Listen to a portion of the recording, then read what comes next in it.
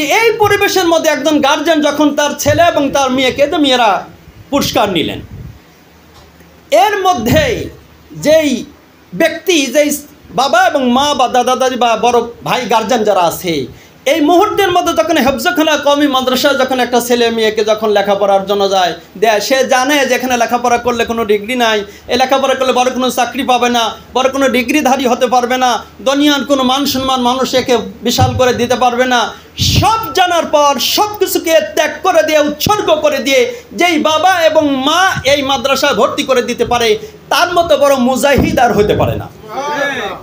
যে কথা হাদিস থেকে বলছি, হযরত আবু দারদা রাদিয়াল্লাহু তাআলা হাদিসের সঙ্গে যে মিল, উনি বলেন যে যে ব্যক্তি ইলমে দ্বীন অন্বেষণের জন্য রাস্তায় বের হয় এবং সে কষ্ট মুজাহাদা করতেছে, এটাকে যে জিহাদ মনে করে না, এটাকে যে জিহাদ মনে করে না, তার আকুল, তার বিবেক অসম্পন্ন। সুবহানাল্লাহ। এটাকে যে জিহাদ মনে করে না, তার আকুল, তার বিবেক কি? অসম্পন্ন। আমি হাদিসটা পড়ার পর বড় ভালো লাগলো যে আমি তো পড়ছি কোরআন হাদিস হাজার পড়ার পর একটা ফলাফল আমি নিজের থেকে বলছি, সেটা হাদিসের সঙ্গে মিলে গেছে। প্রিয় ভাই ও বাবাজি মা বোন যারা আসছি, বড় সৌভাগ্য যে আপনার ছেলে এবং মেয়ে এই জামানার মধ্যে রাসূল করিম সাল্লাল্লাহু আলাইহি সাল্লামের আনিত আদর্শকে জিন্দা রাখার জন্য তার একজন সদস্য, তার একজন বাবা মা আপনি হতে পারছেন। হাদিসের মধ্যে দেখলাম যে সন্তান যখন বাবা মার কবরের পাশে দাঁড়ায়, তো প্রথমেই যাওয়ার সাথে সাথে দোয়া দরুদ শুরু করা দেখলাম যে নাজায়েজ বলা হয়েছে। কেন বলা হয়? আমাদের মুহাদ্দিসিন ইকরাম বলেছেন যে বাবা এবং মা একটা সন্তানকে কত ভালোবাসে এর বড় একটা দৃষ্টান্ত। আমি আমাদের একজন জেনারেল ব্যক্তির কাছে শুনেছিলাম, তাবলীগের বড় ব্যক্তিত্ব, নাজিরগঞ্জ জেলার ডাক্তার ফিরোজ, অনেকে চিনতে পারা হয়তো বা তাবলীগের সঙ্গে জড়িত। উনি একটা বয়ানে বলতেছিলেন এরকম, মা সন্তানের ভালোবাসার জন্য যে একটা ছেলে একটা মেয়ের সঙ্গে অবৈধ সম্পর্ক করছে, ছোট্ট করে বলছি, তো সে বলছে না, তোমাকে তো আমি মেনে নিতে পারি না যতক্ষণ পর্যন্ত তোমার মায়ের কলিজা আমার কলম আমার কাছে না নিয়ে আসতে পারো। তো বলছে ঠিক আছে, তাও দেবো, তাও পরে তোমাদের চাই। তো মাকে হত্যা করার সন্তান আছে না নাই? কারা করে? আলেম হাফেজ, জিনারের বড় শিক্ষিত, হতাশাগ্রস্ত, বিরাট অধ্যায় এগুলো আলোচনার। তো দৌড়ে নিয়ে যাচ্ছে, তো হঠাৎ করে হাত থেকে এই কলিজা পড়ে গেছে। তো উনি বলতেছিলেন যে কলিজার ভিতর থেকে আওয়াজ আসতেছে, প্রাণের কলিজা সন্তান, ব্যথা লাগেনি তো? সুবহানাল্লাহ। কলিজার ভিতর থেকে, হাতের মুঠে যে কলিজা আছে সেই কলিজার থেকে আসছে কি যে ব্যথা লাগেনি তো? এ হলো মা। তো আপনার জন্য বড় উপঢৌকন হলো যে এই সন্তান যখন কবরের পাশে দাঁড়ায়, প্রথমে দোয়া দরুদ শুরু করা নিষেধ। কেন? মুহাদ্দিসিন ইকরামগণ বলেন যে বাবা মার বড় আকুতি, এই সন্তান কত বড় সৌভাগ্য বাবা মার যে শুধু কবরের পাশে গিয়ে দোয়া দরুদ শুরু করার সাথে সাথে আসমান থেকে বিশেষ রহমতের বৃষ্টি বর্ষিত হয়। বলেন তো, মুষলধারে যখন বৃষ্টি যখন হয় তখন কি চেহারা খুব ভালো করে নজরে পড়ে? এত সুন্দর পড়বে না যখন বৃষ্টি নেই।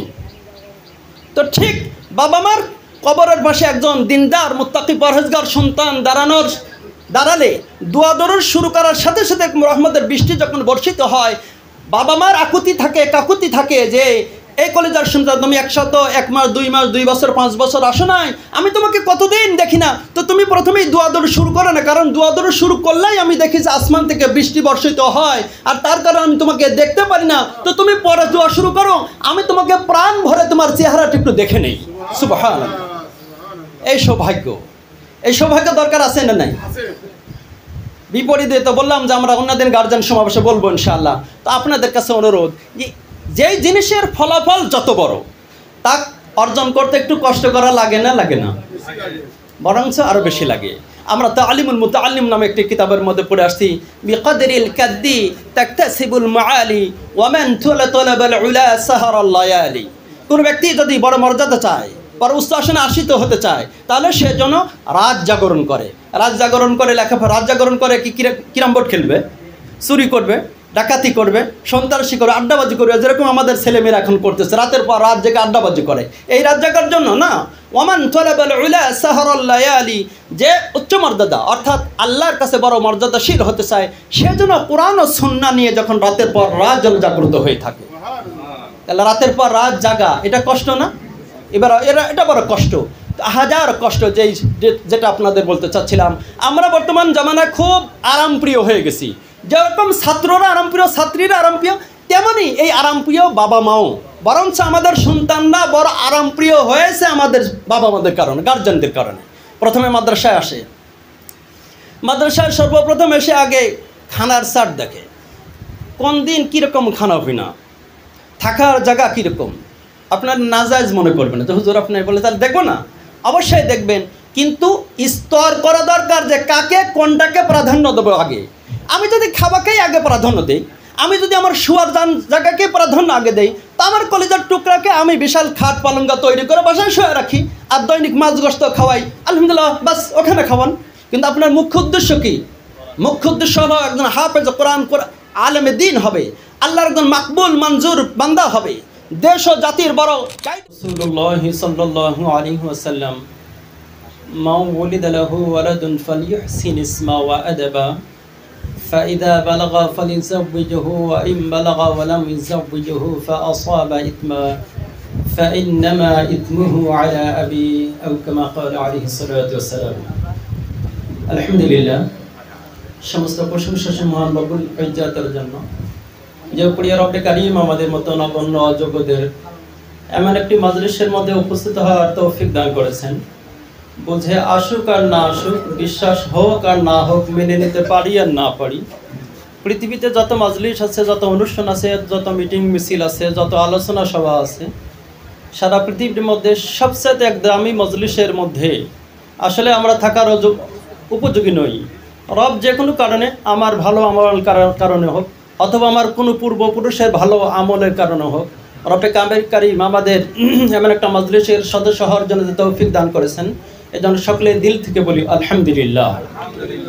আরও প্রশংসা যে মহান রব্বুল আলামিন আমাদেরকে এখানে যারা এসেছি তারা সবাই হাফেজ কোরআনের বাবা মা অথবা আলেমে দ্বীনের বাবা মা হওয়ার সৌভাগ্য নসিব কেউ করে ফেলছি, কেউ করবো ইনশাআল্লাহ, এটাই আমরা দৃঢ় প্রত্যাশী।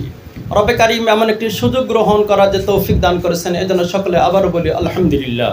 প্রিয় রব আমাদের যতদিন বাঁচিয়ে রাখেন, এই মুহূর্তের মধ্যে আমাদের অন্তরের মধ্যে যে ভাবনার সৃষ্টি হয়েছে, যে কামনা বাসনার সৃষ্টি হয়েছে, প্রিয় রব আমাদের যতদিন বাঁচিয়ে রাখেন, এভাবেই যাতে এই শুভ বুদ্ধির উদ্রেক করে দিয়ে আমরা দ্বীনি মজলিসের আপনজন হয়ে, সদস্য হয়ে, দ্বীনি ফিকির নিয়ে, আখেরাতের ফিকির নিয়ে যাতে বেঁচে থাকতে পারি, রব আমাদের কবুল করে না, সকলে বলি আল্লাহুম্মা আমিন।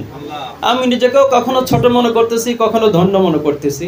ছোট মনে করতেছি যে এজন্য আমি একজন আলিম হাফেজ, যাই হোক, কিন্তু আমরা একেবারেই প্রত্যন্ত অঞ্চলের, কেউ হয়তো নাম চাটমার থানার খতবাড়ি এলাকাটার নামও অনেকে খুব খারাপ জানে, খুব খারাপ একটা গ্রাম, যারা হয়তো জানে দু একজন মনে হয় হাসতেছে এরকম। সেই এলাকা থেকে যে আমি একজন আলেম হাফেজ হয়েছে, আমি রাস্তায় কখন আমি গ্লানি শুনতে, ওই গ্রামের লোক তো আলেম হাফেজ হইতে পারে না। আবার বিশাল কোনো পরিবারের ছেলে যে তাও না। ছোটোবেলায় সাথীদের সঙ্গে প্রাইমতে লেখাপড়া করতাম, গরু ছাগল রাখতাম, নিজেরই রাখতাম এরকম। সেই পরিবেশ থেকে এখানে দাঁড়ানো, এটা এই জন্য আমি মনে করতেছি, কখনো ছোট মনে করতেছি, কখনো সৌভাগ্য মনে করতেছি যে এরকম যে রব কোরআনে কারিমের ছোঁয়ায় বিশ্বজয় হাফেজ। সবচেয়ে ভালো লাগতেছে এরকম কোনো অনুষ্ঠানের মধ্যে কখনো হয় না যে যত আমন্ত্রিত মেহমান সবাই জাকারিয়া, এরকম। শুক্রিয়া, জীবনের প্রথম হতে পারে, লাস্টও হতে পারে কিনা জানি না, যে সবাই এখানে আমন্ত্রিত। আমি প্রথম এসে দেখেন, পরে তাকে দেখছি সবাই জাকারিয়া। তো আলহামদুলিল্লাহ শুক্রিয়া জ্ঞাপন করতেছি যে এত বড় বড় বিশ্বজয়ী হাফেজদের সংস্পর্শে আমাদের মতো গরু রাখাল এরকম এই পরিবেশের মধ্যে থাকবে, তাও মেহমান হয়ে, এটার ভাষা আমি আসলে ব্যক্ত করার ভাষা আমার নেই। তো এই জন্য কখনো ছোট মনে করতেছি, কখনো বড় মনে করতেছি। তো রব আমাদের, শুধু আমাদের নয়, এখানে যারা এসেছে সবাইকে রব বড় এবং যোগ্য হিসাবে কবুল করে নেয়, সকলে বলি আল্লাহুম্মা আমিন। তো শুরু থেকেই আসলে আমরা খুব কষ্ট পাচ্ছি, আমরা খুব লক্ষ্য করতেছি, এই জন্য আজকে আমরা কষ্ট দিব না ইনশাল্লাহ। আমাদের একেবারেই কাছের আপন আমাদের হাফেজ হযরত মাওলানা মাসুম শাহকে বলবো, অভিভাবক সমাবেশ যদি কখনো অন্য দিন কখনো করে, সেদিন ইনশাল্লাহ আমরা বিস্তারিত বলবো। একেবারে 10টার আগে থেকে আপনার পর্যন্ত 12টা বেজে খুব বিরক্ত বোধ করতেছেন আপনারাও, আমরাও। তবে আমরা বিরক্ত বোধ করলে আমি কিছু মনে করতেছি না, হয়তো আমাদের মেহমানরা কিছু মনে করতেছে না। আপনাদের প্রাধান্য দিয়ে আমরা বেশি কথা আজ বলতে পারছি না। অল্প সময় আমাদের যে প্রধান দুই মেহমান আছেন, শুধু ঢাকা থেকে আসছেন, ওনাদের কথাগুলো ইনশাআল্লাহ আমরা শুনবো। জাস্ট কয়েকটি কথা বলে আমি শেষ করছি। তো রব্বে কারিম আমাদের বড় সৌভাগ্য নসিব করেছেন যে একজন বললাম যে আলেমের বাবা মা, হাফেজের বাবা মা হাত তৌফিক দান করেছেন যে আমরা একটি হাদিস তেলাওয়াত করছি, জাস্ট অনুবাদমূলক কয়েকটি কথা বলেই শেষ করি। প্রিয় রাসূল করিম সাল্লাল্লাহু আলাইহি সাল্লামের আমরা অনেক হাদিস শুনেছি, যেই হাদিসে হাফেজের বাবা মা, পিতামাতার বাবা মা দুনিয়া এবং আখেরাতে অনেক পুরস্কার, অনেক যাজার কথা শুনেছি, তাই না? মহাসুখের জান্নাতের কথাও আমরা শুনেছি। তো সেগুলো তো শোনাই আছে, তার বিপরীতে প্রতিকূলে আমরা একটি হাদিস আজ তেলাওয়াত করেছি, যেটা হয়তোবা অনেকেরই জানা নেই। সেই হাদিস হলো তার বিপরীতে প্রিয় রাসূল করিম সাল্লাল্লাহু আলাইহি ওয়াসাল্লাম বলেছেন, মাউ উলিদা লাহু ওয়ালাদুন ফালইউহসিন ইসমা ওয়া আদাবা। তোমাদের কোনো সন্তান ভূমিষ্ঠ হলে, সেটা ছেলে হোক মেয়ে হোক, সেই সন্তানের এই অবশ সন্তান যার একটি ভাষা থাকে, ভাষাও বলা চলে না, একটি আওয়াজ, ভাষাতে না বলে আমরা ধ্বনি বলতে পারি, ভাষার একটি একক অংশকে ধ্বনি বলা হয়। সেই ধ্বনি বা আওয়াজ, সেই সাউন্ডের নাম হলো কি? কান্না। এই কান্না আমরা যেখানেই শুনি সেখানেই মনে করি যে বড় বিপদ, তাই না? কান্না শুনলেই মনে করি যে বিপদ। কিন্তু এই বিপদ এমন একটি বিপদ যে আমার যখন পৃথিবীতে পদার্পণ হয়েছে সেই সময় যদি এই আওয়াজ না হয়, না শুনি, তখন না শোনাটাই বিপদ। জানেন কি না, শিশু জন্মগ্রহণ করার পর যদি না কান্না করে, দেখুন সবার কিন্তু চিন্তা হয় শিশু কাঁদলো না, কেন কাঁদলো না? কান্নাটাই তার জন্য একটা চিকিৎসা, কান্নাটাই তার জন্য একটা ওষুধ। এই জন্য ডাক্তারের কাছে পাবনা, ঢাকা, বাইরে দৌড়ায় যে শিশু কান্না করলো না কেন? তো কান্নাই আসলে দামি, যদিও আমরা মনে করি যে কান্নার আওয়াজ খারাপ। প্রিয় রব এর জন্য বলেছেন, ফালাযাহকু কালিলাম ওয়ালিয়াবকু কাসীরা। আমরা রং তামাশা বেশি করি, রব বলছেন উল্টা করে দিয়ে রং তামাশাই কম করো আর কান্না বেশি বেশি করে করো। এই অবশেষে যখন তার কোনো সাউন্ড, একটা মাত্র সাউন্ড ছিল শুধু কান্না, এই কান্না দ্বারাই অনেকদিন বোঝাতো যে আমার ক্ষুধা লাগছে, এই কান্না দ্বারাই সে বোঝাতো যে আমি খাটের উপর থেকে পড়ে গেছি, এই কান্না দ্বারাই বোঝাতো সে মায়ের একটু স্নেহ ভালোবাসা দরকার, কান্না দ্বারাই বোঝাতো সে এখন তাকে হয়তো ডাই পিপিলিকা কামড় দিছে। ভাষা কয়টা? একটাই, কান্না। রব্বে কারিম এই অবশ শিশুর একটি অধিকার থাকে, যে সময় সেই সাউন্ড ছাড়া কোনো সাউন্ড থাকে না। প্রিয় রাসূল করিম সাল্লাল্লাহু আলাইহি ওয়াসাল্লাম বলেছেন, এই অবশ শিশুর একটি অধিকার থাকে তোমাদের কাছে, বিশেষ করে বাবা মা, তারপর ওখানে দাদা দাদি, ভাই বেরাদার যারা আত্মীয় স্বজন থাকে তাদের কাছে একটা অধিকার রাখে। সেই অধিকারটি হলো ফালইউহসিন ইসমা, এর নামটা যেন একটা সুন্দর ইসলামী নাম হয়। সুবহানাল্লাহ। কি নাম হবে? ইসলামী নাম। ইসলামী নাম কাকে বলা হয়? শোনার সাথে সাথে যাতে বোঝা যায় যে এই সন্তানটি কোন জাতের? মুসলিম জাতের, মুসলিম জাতির সন্তান। দ্বিতীয়বার জিজ্ঞাসা যাতে করতে না, আমি তো বুঝে ফেলছি যে মুসলমানের, কিন্তু জিজ্ঞাসা করতে না হয় যে ভাই বাবা কি শোনা, তোমার আর একটা কি ভালো নাম আছে? এরকম আমরা অনেক এখন বর্তমান জিজ্ঞাসা করতেছি। এটা বড় হতাশাব্যঞ্জক, বড় দুঃখজনক যে দ্বিতীয়বার তাকে জিজ্ঞাসা করতে হয়েছে একজন আলেম, একজন হাফেজ, একজন মাদ্রাসার একটা ছাত্রকে, একটা ছাত্রীকে, যে তোমার কোনো ভালো নাম আছে কিনা। কারণ আমি বুঝতে পারতেছি না যে এ মুসলমান না ইহুদি না খ্রিস্টান। আর আমাদের শিক্ষা ব্যবস্থাও এরকম হয়ে গেছে। আমি যখন বিসিএস পরীক্ষা দেওয়ার জন্য খুব কষ্ট করতেছিলাম, তো একটা মনের শখ ছিল 1 থেকে একবার এসএসসি পর্যন্ত যত অঙ্ক আছে সব দেখবো। ক্লাস 5-এর বইটা যখন আমি অধ্যয়ন করি, এতে আমি 33টা অঙ্ক করতে নাম প্রয়োজন হয় না, 33টা নাম পেয়েছি। 28টি নাম হলো ইহুদি, খ্রিস্টান, বৌদ্ধ, চাকমাদের। 5টা নাম পেয়েছিলাম আমি মুসলমানের। এটা একটা অশুভ ষড়যন্ত্র যে এই সমস্ত অন ইসলামী নামের সঙ্গে আমাদের কোমলমতি শিশুদের, আমাদের গার্জেনকে পরিচয় করিয়ে দেওয়া, যাতে এর নামগুলো রাখতে অভ্যস্ত হয়। আসলে তাই 33টা নাম কি আমরা আলাদা নাম, মুসলমান নাম খুঁজে পাবো না? এরা দেয় নাই কেন? এরা দেয় নাই হলো এর জন্য যে একবারেই মুসলমানের সব নাম বাদ দিলে তো আর এক ষড়যন্ত্র পড়ে যাব, মানুষ বুঝে ফেলবে। এই জন্য 5টা নাম ইসলামী নাম বাদ দিয়ে 28টি নামই দেখছি বিধর্মীদের নাম। নামেরও ভালো গুণাগুণ আছে, আমরা বিস্তারিত উন্নয়ন বলবো। এই হাদিসের শুধু অনুবাদ করছি। প্রিয় রাসূল করিম সাল্লাল্লাহু আলাইহি ওয়াসাল্লাম বলেন, ফালইউহসিন ইসমা, তাকে সুন্দর দেখে একটা ইসলামী নাম রাখো। আমরা খুব মানে মনের দিক দিয়ে ন্যানো মাইন্ডের হয়ে গেছি। অনেক ইসলামওয়ালারাও আমরা এটা রাখতে রাজি না। যার দলের দৃষ্টান, তো আমি এই সংস্থায় যখন প্রথম নিয়োগ হয় আমার নাজিরগঞ্জে, তখন ওই এলাকার একজন সুনামধন্য আলেম আসছেন আমাকে দিয়ে নাম রাখার জন্য। তো আমি বারবার বললাম যে আপনি নিজেই আলেম, তো আপনার নাম নিজেই রাখতে পারেন, তো না হুজুর আপনার দিয়ে রাখাবো। ঠিক আছে, তো আমাকে এই কথা বলার পর উনি বললেন যে তবে একটু হলো আপনার নামটা যাতে একটু ছোট হয়, আধুনিক হয়। নামটা কি হবে? ছোট হবে, আধুনিক হবে। আর নাম রাখতে আসছেন কি নাম? ইসলামী নাম। তো আমি বললাম ভাই এরকম নাম তো আমার জানা নাই, আপনি রেখে দেন। ও যখন লজ্জা পেল তবে ঠিক আছে, আপনার যেটা এটা সেটা আপনি রেখে দেন। রাসূল করিম সাল্লাল্লাহু আলাইহি ওয়াসাল্লাম বলেছেন এর প্রথম শুরু হোক ফালিয়াহসিন ইসমা, ইসলাম দিয়ে, রাসূল করিম সাল্লাল্লাহু আলাইহি ওয়াসাল্লামের আদর্শ দিয়ে এর শুরু হোক। সুবহানাল্লাহ। শুধু বলেছেন নাম সুন্দর না, ওয়া আদাবা, মাল আদাবা, আদব কাকে বলা হয়? এ তো বিশাল এক অধ্যায়। আমি একটা প্রায় 250 পৃষ্ঠার একটা বই, বর্তমান অধ্যায়ের 166 পর্যন্ত গেছি, বইটার নামই আদব। তো এখানে আদব কাকে বলে বোঝানো হয়েছে, তো বিশাল এক অধ্যায়। এই আদব মানে আমরা এখানে মনে করতে পারি ইসলামী সুশিক্ষা, ইসলামের সুশিক্ষা, যে শিক্ষাটা শুধু নাম সুন্দর হলে হবে না, তার কাজও সুন্দর হতে হবে। বলুন তো, যখন একজন ব্যক্তি কখন কাজ সুন্দর করতে পারে? যখন তার ভিতরের শিক্ষাটা সুন্দর হয়। আমি আপনাদের কাছে অনুরোধ করে বলবো, আপনারা না বললেও বলবেন, তারপরে প্রশ্ন করি, বলুন তো দেখি যে বর্তমান না, সারা দুনিয়ায় দুনিয়ার শুরু লগ্ন থেকে কিয়ামত পর্যন্ত কোন শিক্ষা সবচেয়ে দামি এবং সুশিক্ষা? সবাই বলো কোরআনের শিক্ষা, ইসলামের শিক্ষা। কিন্তু আমরা বলবো তো মুখে, কিন্তু অন্তরে স্থান দিতে পারছি না, স্থান দিতে পারতেছি না। এটা বড় একটা দুঃখজনক। এটা সুশিক্ষা, সুশিক্ষা শিক্ষিত করো। তারপর কি? ফাইদা বালাগা ফালিযাওবিজহু আইম বালাগা ওয়ালা মিযাওবিজহু ফাসাবা ইতমা ফাইন্নামা ইতমুহু আলা আবি। হাদিসের শেষ অংশ বলার জন্য এই হাদিসটা নিয়ে আসছি। প্রিয় নবী সাল্লাল্লাহু আলাইহি ওয়াসাল্লাম বলেন, এই সন্তানকে যখন সুন্দর একটা নাম রাখলা, সুন্দর শিক্ষা শিক্ষিত করলা, এরপর যখন সাবালক সাবালিকা বালেক বালেগা হয়ে গেল, তখন আকাশচুম্বী স্বপ্ন না দেখে, আকাশচুম্বী স্বপ্ন কি? দেখবেন অনেক গার্জেন আছে যে ছেলে বিয়ে দিবে, এখন জেনারেল হোক অথবা ইসলামী হোক, যে দিয়ে হোক না কেন, যে হুজুর ছেলে বিয়ে দেবো, মেয়ে খুঁজে পাচ্ছি না। এত মেয়ে, সে মেয়ে খুঁজে পাচ্ছে না, মেয়ে বিয়ে দিবে, সে ছেলে খুঁজে পাচ্ছে না। অনেক গার্জেনের মুখে শুনি এরকম, খুব এরকম বলে। তাহলে যারা যতই হাজার হাজার লাখ লাখ মেয়েগুলো মেয়ে না, এত লাখ লাখ কোটি কোটি ছেলেগুলো ছেলে না, মানে এর ভিতরে একটা আকাশচুম্বী ভিন্ন একটা উদ্দেশ্য আছে, যার কোনো ছেলেও পাচ্ছে না, সে মেয়েও পাচ্ছে না।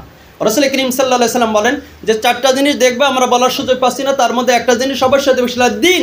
দিন থাকলে বাকি 3টাকে লাথি মেরে দিয়ে দিনকে গ্রহণ করে, ধর্মকে গ্রহণ করে, সঠিক দিনদার পাত্র পাত্রী দেখে তোমার ছেলে মেয়েকে বিয়ে দিয়ে দাও।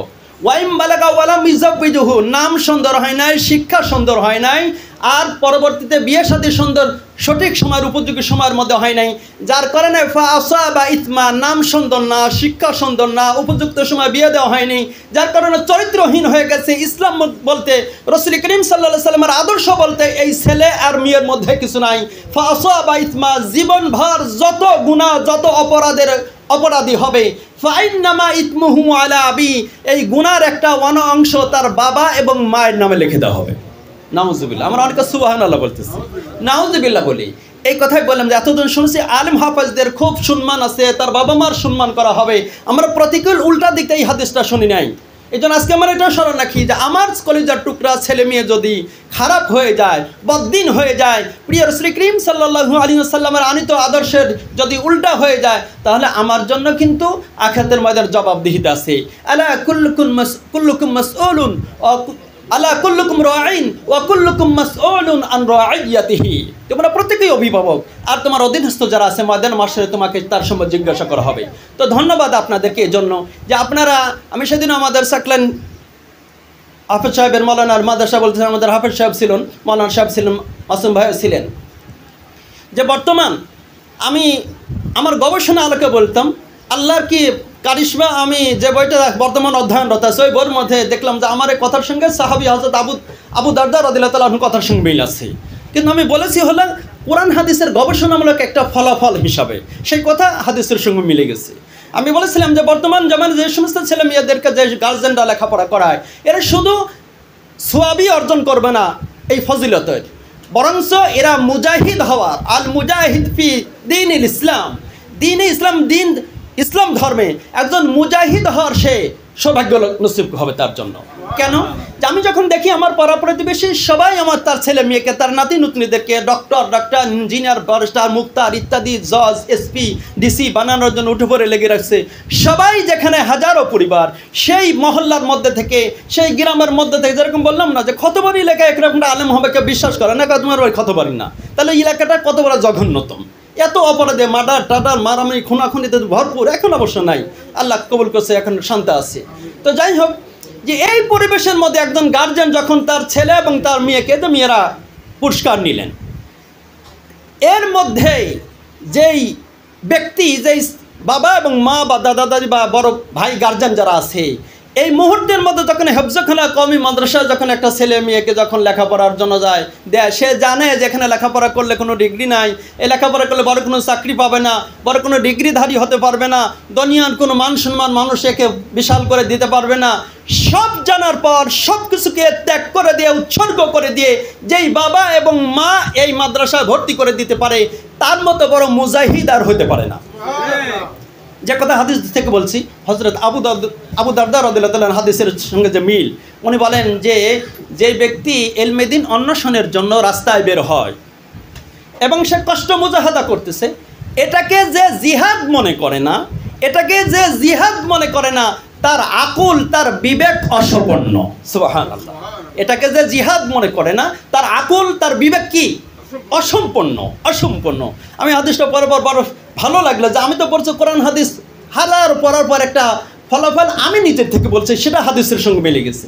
প্রিয় ভাই ও বাবাজি মা বোন যারা আসছি, বড় সৌভাগ্য যে আপনার ছেলে এবং মেয়ে এই জামানার মধ্যে রাসূল করিম সাল্লাল্লাহু আলাইহি সাল্লামের আনিত আদর্শকে জিন্দা রাখার জন্য তার একজন সদস্য, তার একজন বাবা মা আপনি হতে পারছেন। হাদিসের মধ্যে দেখলাম যে সন্তান যখন বাবা মার কবরের পাশে দাঁড়ায়, তো প্রথমেই যাওয়ার সাথে সাথে দোয়া দরুদ শুরু করা দেখলাম যে নাজায়েজ বলা হয়েছে। কেন বলা হয়? আমাদের মুহাদ্দিসিনে কিরাম বলেছেন যে বাবা এবং মা একটা সন্তানকে কত ভালোবাসে এর বড় একটা দৃষ্টান্ত।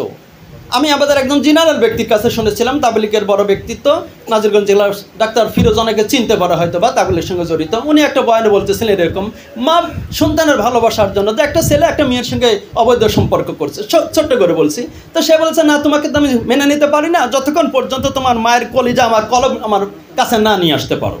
তো বলছে ঠিক আছে, তাও দেবো, তাও পরে তোমাদের চাই। তো মাকে হত্যা করার সন্তান আছে না নাই? কারা করে? আলেম হাফেজ, জিনারের বাবারা শিক্ষিত, হতাশাগ্রস্ত, বিরাট অধ্যায় এগুলো আলোচনার।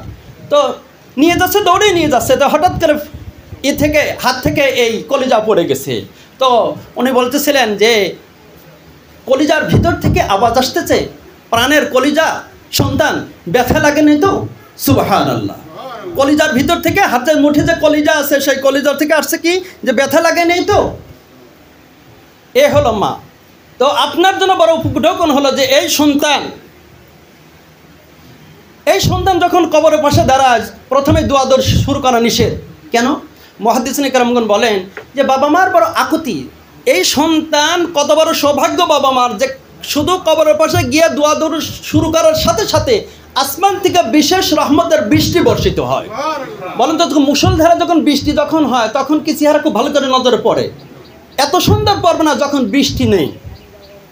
তো ঠিক বাবা মার কবরের পাশে একজন দিনদার, মুত্তাকি, পরহেজগার সন্তান দাঁড়ালে দোয়া দরুদ শুরু করার সাথে সাথে রহমতের বৃষ্টি যখন বর্ষিত হয়, বাবা মার কাকুতি থাকে যে এই কলেজার সন্তান, তুমি 1 মাস 2 মাস 2 বছর 5 বছর আসো নাই, আমি তোমাকে কতদিন দেখি না, তো তুমি প্রথমেই দোয়া দরুদ শুরু করো না, কারণ দোয়া দরুদ শুরু করলেই আমি দেখি যে আসমান থেকে বৃষ্টি বর্ষিত হয়, আর তার কারণে আমি তোমাকে দেখতে পারি না, তো তুমি পরে দোয়া শুরু করো, আমি তোমাকে প্রাণ ভরে তোমার চেহারাটা একটু দেখে নেই।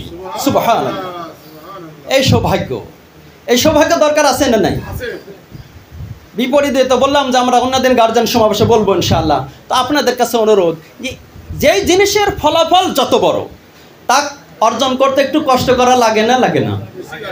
বরঞ্চ আরো বেশি লাগে।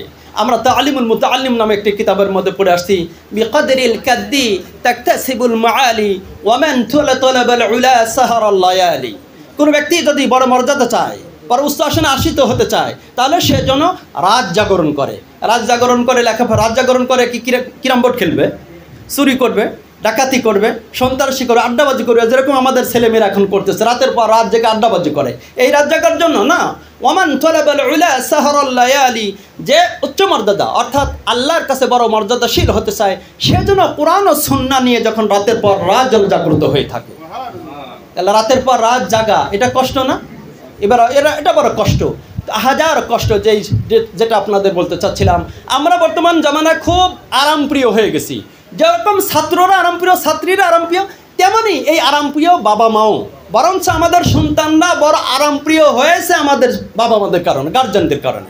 প্রথমে মাদ্রাসায় আসে, মাদ্রাসায় সর্বপ্রথম এসে আগে খানার চাট দেখে, কোন দিন কীরকম খানা পিনা, থাকার জায়গা কীরকম।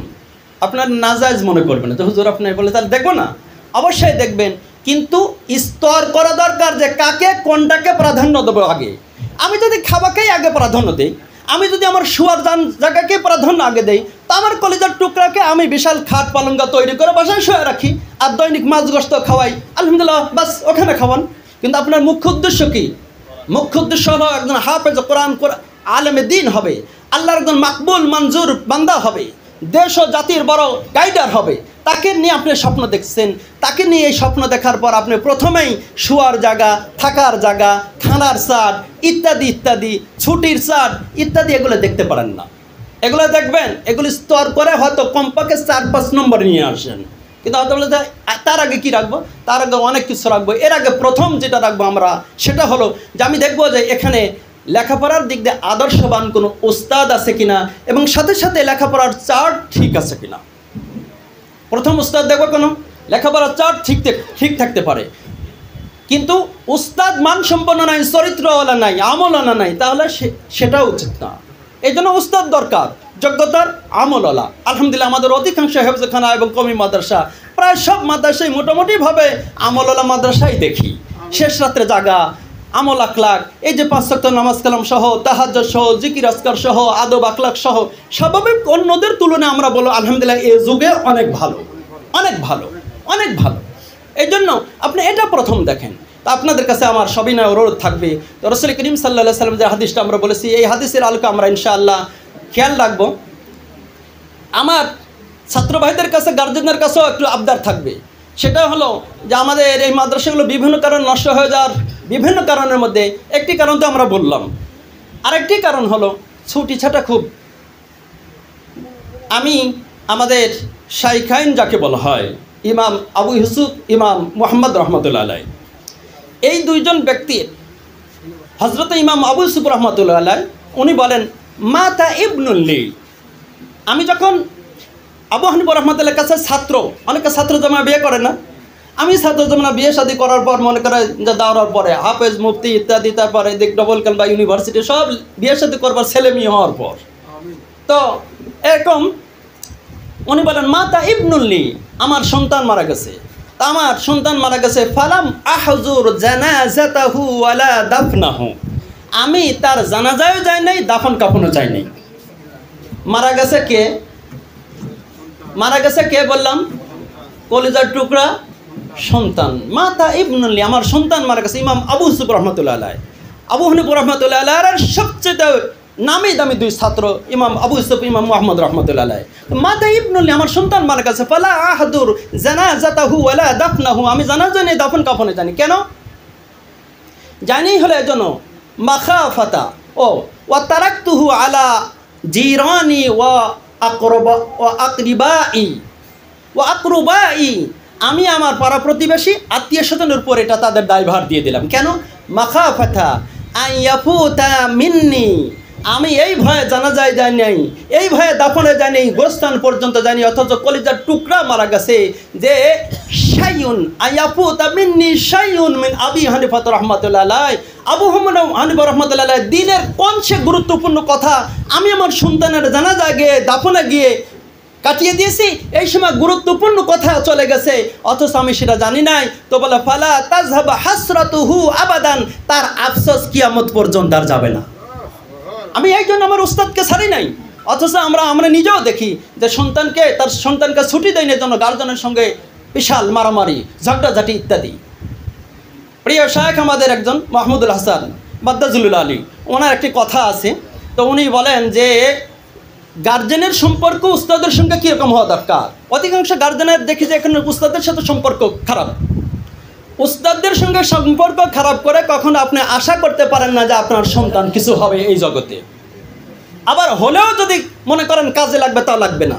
তো আমাদের প্রিয় উস্তাদ উনি বলতেন যে উস্তাদদের সঙ্গে গার্জেনের বেয়াদবি করে, শিষ্টাচারপূর্ণ ব্যবহার করে যদি সন্তানকে আলেম, হাফেজ এবং দিনদার মুত্তাকি বানাইতে চায়, তাহলে সেটা এরকমই যেরকম সুঁয়ের ছিদ্রর মধ্যে উট ঢোকা যেরকম অসম্ভব, অথবা গাভী বা অন্য কোনো প্রাণীর বাটের মধ্যে দুধ দহানোর পর আবার ফেরত দেওয়া যেরকম অসম্ভব, ঠিক কোনো গার্জেন যদি উলামায়ে কেরাম বিশেষ করে তার সন্তানাদির উস্তাদদের সঙ্গে যদি খারাপ ব্যবহার হয়, তাহলে তার সন্তান মানুষ হওয়া এরকম অসম্ভব।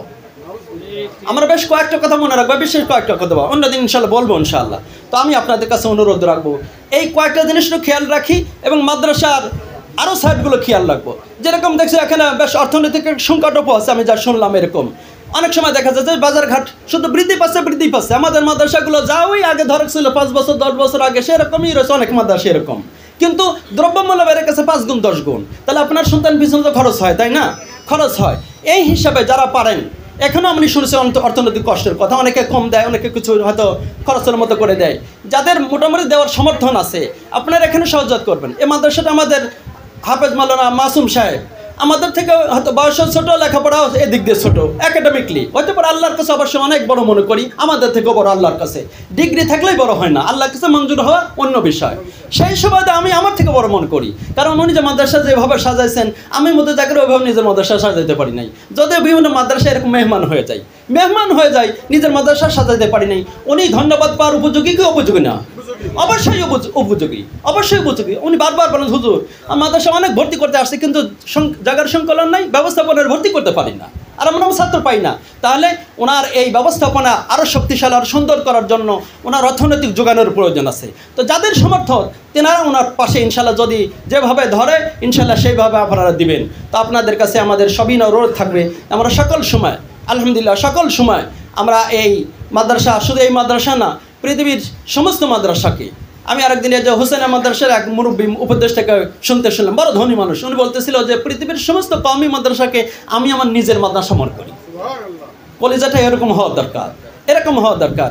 এই জন্য সবার কাছে সবিনয় অনুরোধ, আল্লাহ রাব্বুল আলামিন যেহেতু আমাদের প্রধান মেহমান আসছেন, ওনারাই কথা বলবেন, ওনারা একটু তেলাওয়াত শোনাবেন ইনশাআল্লাহ। তো ওনাদের কাছ থেকে মূল্যবান উপদেশ শুনবো। আমরা তো হাতের নাগালে থাকি, যখন তখন ইচ্ছা করলে আমরা কথা বলতে পারবো। রব আমাদের সবাইকে আল্লাহ রাব্বুল আলামিন এই যে সৌভাগ্য অর্জন করার তৌফিক দান করছেন, এই সৌভাগ্য যাতে আমরা ধরে রাখতে পারি। যেমন সন্তানাদি তেমনই গার্জেন। অনেক সন্তান দেখা যায় যে পরবর্তীতে স্বপ্ন দেখছে হাফেজ হওয়ার পর জেনারেল শিক্ষা শিক্ষিত হচ্ছে, আলহামদুলিল্লাহ ভালো, অসুবিধা নেই। আমরা জেনারেল শিক্ষা শিক্ষিত হয়েছে, কিন্তু এই পরিবেশের মধ্যেই আমাদেরকে উল্টা করতে পারেন, বরং আমাদের দেখেই পরিবর্তন হয়েছে। এরকম না হোক আপনার কলেজের টুকা ঠিক আছে, হাফেজ করার পর জেনারেল শিক্ষা শিক্ষিত করতে গেছেন, ও সব কিছু জলাঞ্জল দিয়ে ফেলছে, আপনিও জলাঞ্জল দিয়েছে, এরকম না হোক।